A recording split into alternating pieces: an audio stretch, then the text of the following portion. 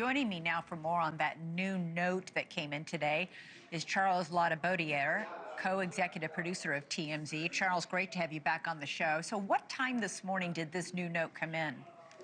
Thanks for having me, Elizabeth. We got this bright and early this morning. Actually, it came in just before 5 a.m. on the Pacific time.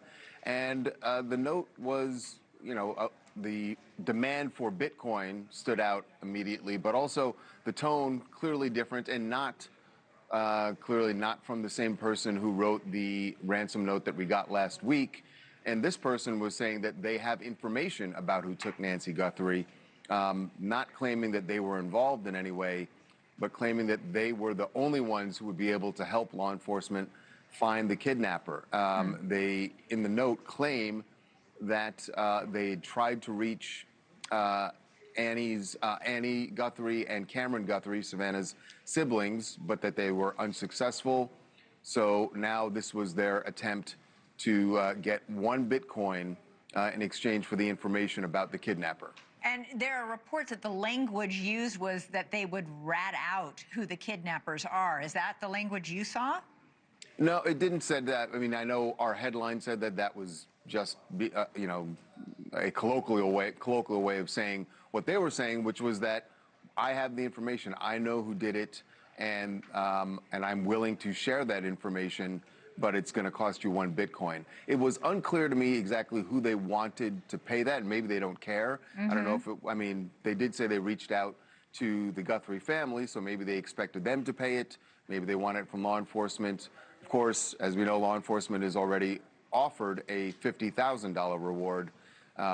So it was interesting that they were asking essentially for a reward for information, but more than the $50,000, as Bitcoin this morning was about. 1 Bitcoin was about 67,000. The note also says that time is of the essence. Aside from stating the obvious, it also sounds rather ominous. It does, and especially because we all know that we are past the deadline now, 2 days beyond the deadline that was in that original ransom note. And again, whether or not that original note is legit, the only thing we have to go on is the fact that that the family was reacting to it.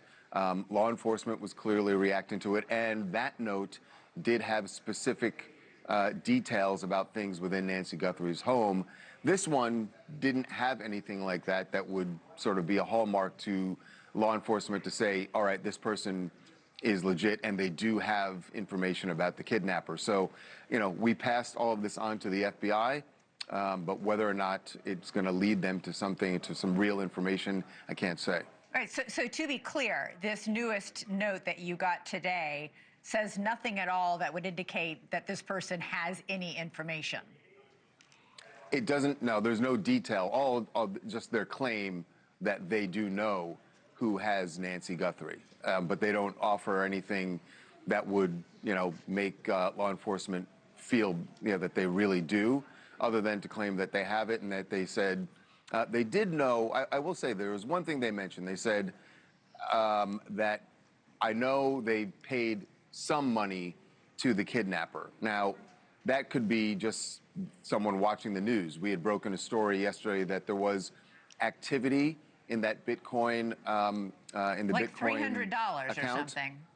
Well, we didn't report what the amount was, and to be honest, we're not going to say the amount that we saw there, just because that's just something about the investigation that we're not at liberty to say at this point. Okay. But there was activity that we saw in that account. So, well, can you confirm it was more than $300, or was it a paltry sum or something close to the $6 million that was demanded? I understand why you're asking, Elizabeth. I expected you to ask, but I just can't say the amount that we saw there, just not at this point.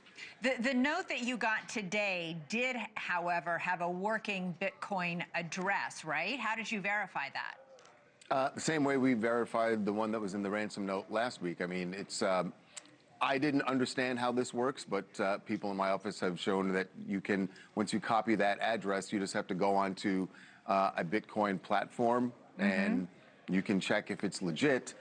It is notably different. It is not the same address that was in the ransom note from last week. How did the note come into you? Did it come in the same way the ransom note came in last week, or did it come in a different way? Same exact way on our Your tip line. which allows, you know, the sender to be as anonymous as they want. Thank you for watching. Subscribe below and download our NewsNation app right now on your phone, and you will get fact-based, unbiased news for all Americans.